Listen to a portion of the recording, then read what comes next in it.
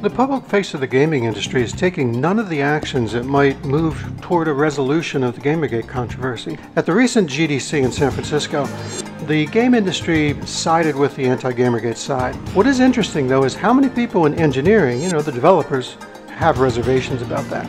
If the industry is truly trying to elevate the art of gaming by being more inclusive, they've gone about it in a way that's generating a catastrophically bad response from its traditional fan base.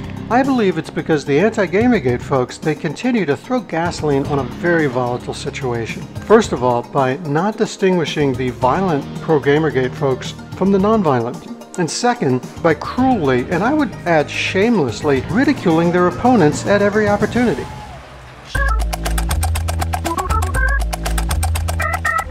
Let's start by kind of backing up and blurring our eyes a bit. Something happened last year, two things really, and two different groups took huge offense to these events. The anti-Gamergate folks saw some accusations of shabby goings-on between developers and game journalists. They saw that morph explosively into these horrific threats to women.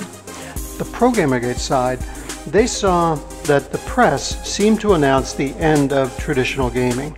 And both groups took huge offense to those events. That's what started all this. But here it is months later, and what we see has emerged are really two narratives. The anti-Gamergate folks say that gamers are childishly resistant to change and just can't bear the thought of gaming being more inclusive of others, meaning, women, transgender, queer folk, probably because they're misogynist or prejudiced in some way. The pro-Gamergate folks say that there is a kind of a crony gaming press and marketing complex that is rewarding some developers for reasons of identity instead of because of the quality of their games. And that if this continues, it could have a bad effect on the future of gaming.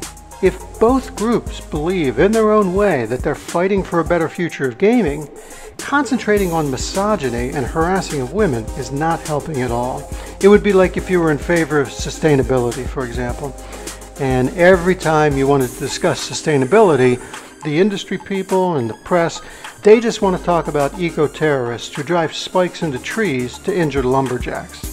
Now, you know that is part of the discussion, but it isn't a very important part of the discussion. Really, it's just a few jerks doing something really, really bad.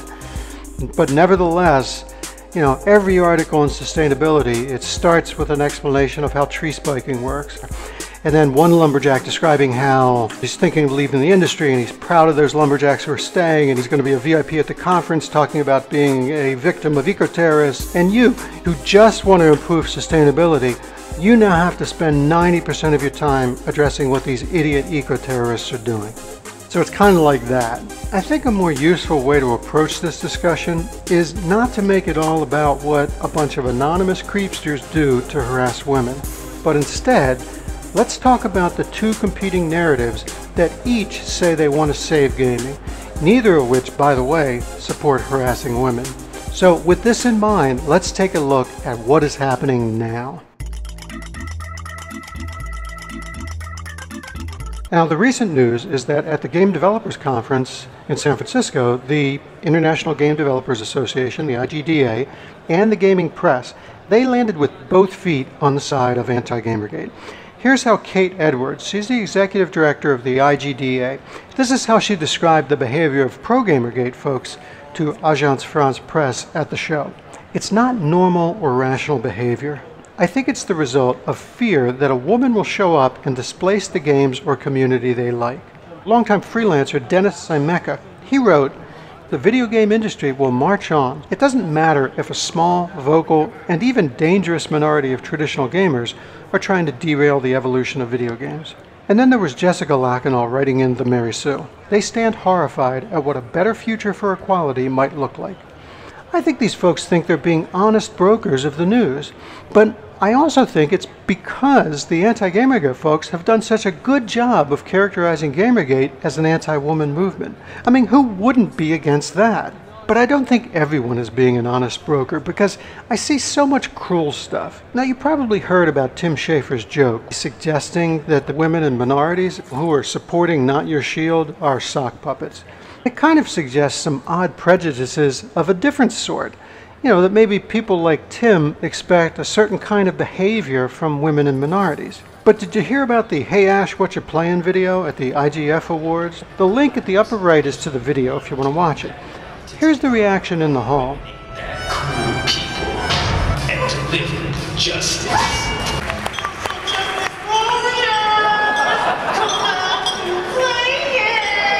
Really? This is something you're going to sponsor, IGDA? I'm disappointed. That's the level of discourse I would expect, not from a professional organization, but, well, I just wouldn't expect it from a professional organization. It's been fascinating to watch the developers themselves respond to what's been going on at the Game Developers Conference.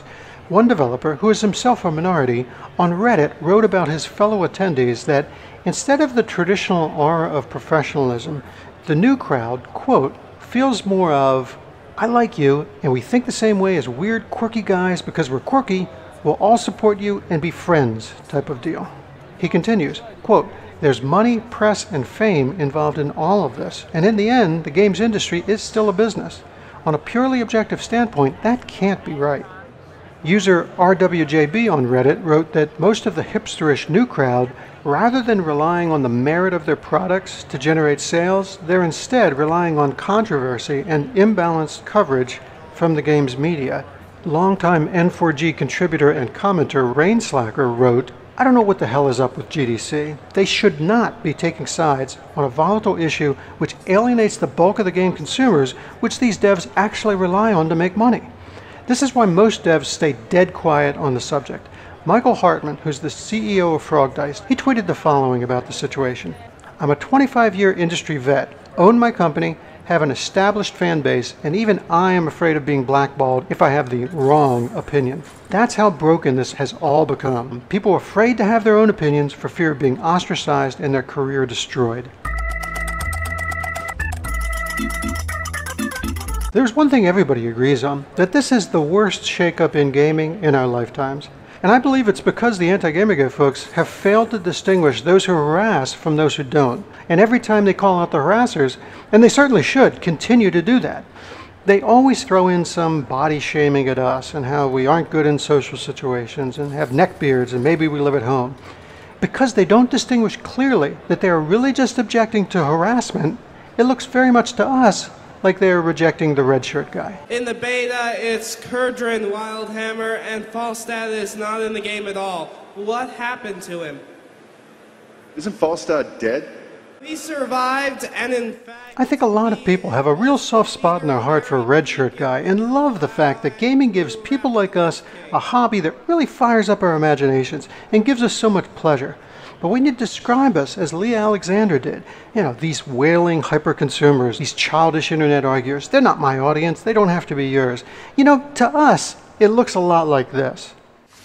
Absolutely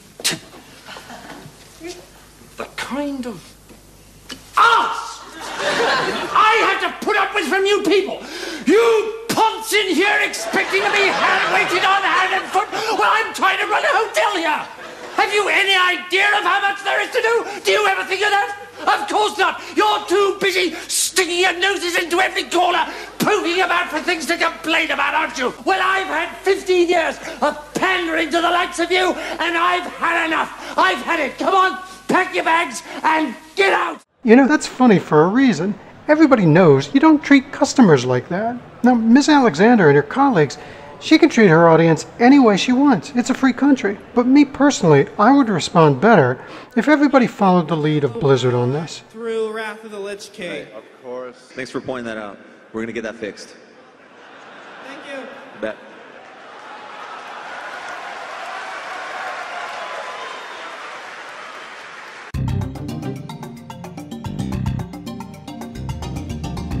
Please understand that both sides want you to join them in, first of all, making games better, and secondly, stopping the harassment of women. Now, you've seen two different ways of working with the people who say that something you're doing needs to be improved. You can treat them how Blizzard treats them, or you can treat them how Ben Kuchera, Lee Alexander, and Kate Edwards treat them. Which do you think will resolve this, the worst gaming controversy in our lifetimes?